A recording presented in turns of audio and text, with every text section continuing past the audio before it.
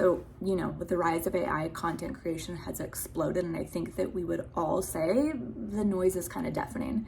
It's so much more to sift through. It's so challenging to even get to anything that you like to engage with. And I think that we numbingly just scroll. And I'm sure a lot of us are thinking, what am I even looking at here? In order to cut through that noise, in order to cut through like the numbness that I think a lot of people are experiencing, you have to be doing video nowadays. AI generated content, it's here, it's flooded our space. And if you really want to stand out, video is a thing that's 5 times more likely to get people engaged in your brand.